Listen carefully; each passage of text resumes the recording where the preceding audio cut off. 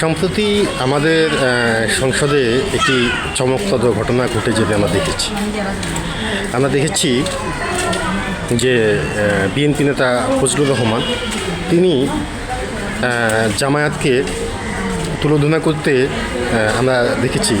সেটি বেশ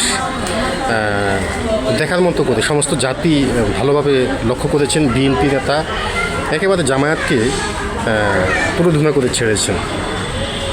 তো জামায়াতের এক নেতা প্রতিক্রিয়া জানাতে গিয়ে বলেছেন, বিএনপি মুক্তিযুদ্ধের সপক্ষের দল নয়। তার মতে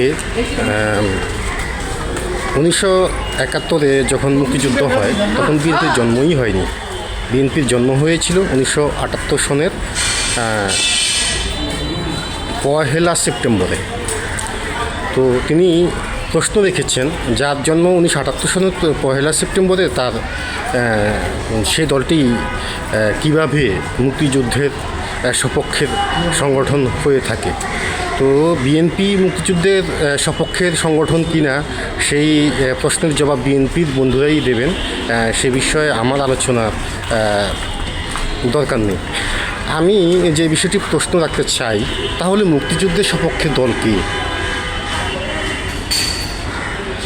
এবং মুক্তিযুদ্ধের সপক্ষের দলকে কি, যদি এই দেশটা, যদি এই দেশের সংবিধান যদি মুক্তিযুদ্ধের চেতনার হয়ে থাকে, মুক্তিযুদ্ধের সপক্ষের সেই দল কি কখনো নিষিদ্ধ ঘোষিত হতে পারে?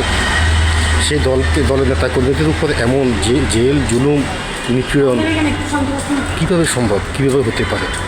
একটা জাতি, একটা রাষ্ট্র কীভাবে এমন অকৃতজ্ঞ হতে পারে?